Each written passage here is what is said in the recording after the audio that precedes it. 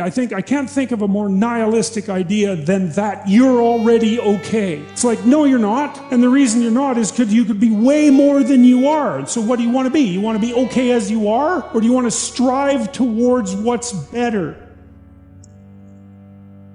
Human beings are insufficient in and of themselves and need the movement upward. And so they need to conceptualize something like the highest good and then to strive for that. One of the things psychologists have done for the last 20 years, especially the social psychologists, is push this idea of self-esteem. You should feel good about yourself. It's like, you should feel good about who you are. It's like, no, you shouldn't. Why should you feel good about who you are? It's like, you should feel good about who you could be. But like, often you take young people, say they're 16 to 22, and they're not really feeling that good about who they are. Right. Because their life is chaotic and in disorder, and they don't know where they're going, and they don't know which way is up. But the thing is, it has to be stated with precision. It's like, you should treat yourself as if you're valuable, especially in potential.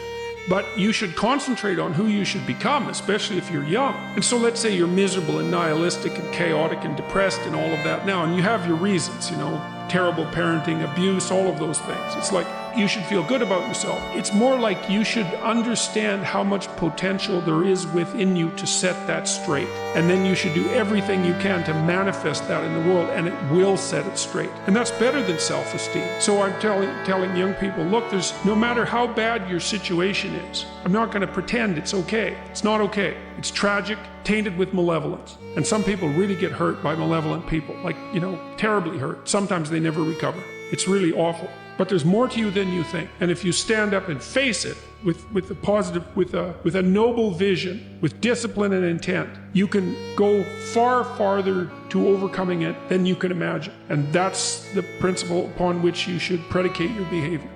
What you can do to begin with is every bloody thing you possibly can do to put yourself in the most virtuous and powerful negotiating position possible. And you have to think like a snake in some sense. To do that, you got to get the details right. You have to be prepared to bite, and you have to have your eyes on the prize, so to speak. The best way to present yourself is to stand up forthrightly and to stretch out, and to occupy some space. And you make yourself sort of vulnerable by doing that, because you open up the front of your body, right? But it's a sign of confidence. And that way people are most likely to give you the benefit of the doubt. And that's a good way to start regulating your mood. But not only does it directly regulate your mood to stand up, because it's so tightly associated, like postural flexion is associated with serotonin and emotional regulation, but also because if you straighten up and you present yourself in that manner, then other people are more likely to take you seriously. And that means they'll start treating you as if you're a number 1 lobster instead of a number 10 lobster.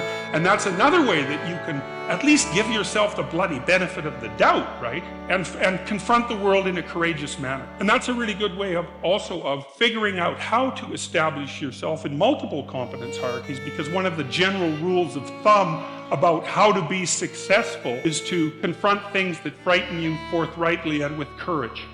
So you tell young people, and this is another message for conservatives, like, I don't care what you're going to do, but go out there and make something of yourself for God's sake. Be an honest person and work and get to the top of whatever it is that you want to get to the top of, and stand up for yourself like a respectable human being and be a bit of a light on the world instead of a blight. It's like, get yourself educated, man. Read some books, learn to talk, learn to think, make yourself into something. Get the hell out there and make the world that put you here happy that you were put there. People ask themselves all the time, what's the purpose of life? And there's a variety of answers to that. There's no purpose. We're just atoms on a dust mote at the edge of a rather reprehensible corner of the cosmos, and we exist for a moment and we're out, and that's that. If you do careful analysis of what people mean when they say they just want to be happy, what they mean is they don't want to suffer stupidly. They're much more concerned, we're much more concerned with not experiencing an excess of negative emotion than we are with experiencing a surfeit of positive pleasure. So first of all, we don't mean we just want to be happy. We mean, please don't make us too miserable. It isn't even obvious that we want absence of misery. What's really obvious is that we want an adventure. Right? We want an adventure that's so compelling that it makes the misery of life not just justifiable, but worthwhile. You want to look back on your life, and you know this to be true. You want to be able to say to yourself, even considering a month or a week or a series of days, You want to be able to say, that was really difficult, but you know what? It was worth it. And I think that's what you want from your life. It's something like, you know what? That was difficult, but it was worth it. And that meant that the adventure was so great that it justified the difficulties. And so then the question is, where do you find the great adventure of your life? It's a mystery. It's going to lay itself out for you. And so that's an adventure, because you literally do not know what's going to happen. You have to let go of knowing what's going to happen. And so then you have that adventure. And then what is also the case is that it's you that's having the adventure, right? Because if what you're doing is living in truth, that's you, that truth is you. And so that means that whatever happens when you tell the truth is your adventure. We have to develop a vision for our life that is so compelling that it justifies those bitter realities. If you're trying to figure out who you are, it's figure out who you need to be in order to justify the catastrophe of your life. You have to be tough as a damn boot to be good, because you have to stand your ground when you need to stand your ground, and you have to be able to say no when it's time to say no, and you have to mean it. And so then you have to think and plan strategically so that when you're going to say no, you can mean it and it will stick. That takes a certain amount of integrated malevolence, I would say. Once it's integrated, it's not malevolence, it's strength. It's strength of character. It's the ability to stand your ground. And you have to cultivate that. And you cultivate that at least in part by telling the truth. It's like the world's an onslaught. You've got the tyranny of culture to deal with. You've got the catastrophe of nature. You've got your own damn malevolence and ignorance, right? All coming at you. Plus the incredible, complicated, indeterminate potential of the future. That's all coming at you. And it's all your responsibility. And if you want to know something about yourself, sit on your bed one night and say to yourself, you got to mean this. Like, you got to be desperate. This is no game, this. It's like, my life is not everything I want it to be.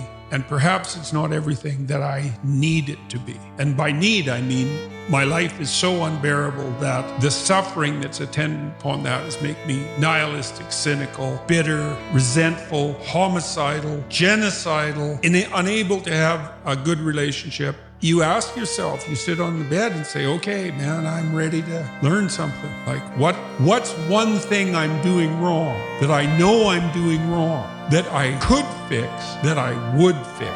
It's like, you meditate on that, you'll get an answer. And it won't be one you want, but it'll be the necessary one. what could you do to improve yourself? Well, let's step one step backwards. The first question might be, why should you even bother improving yourself? And I think the answer to that is something like, so you don't suffer any more stupidly than you have to. And maybe so others don't have to either. It's something like that. You know, like there's a real injunction at the bottom of it. It's not some casual self-help doctrine. It's that if you don't organize yourself properly, you'll pay for it, and in a big way, and so will the people around you. Now, and you could say, well, I don't care about that, but that's actually not true. You actually do care about that, because if you're in pain, you will care about it. And so you do care about it, even if it's just that negative way, you know. It's very rare that you can find someone who's in excruciating pain who would ever say, well, it would be no better if I was out of this. Sort of pain is one of those things that brings the idea that it would be better if it didn't exist along with it. It's incontrovertible.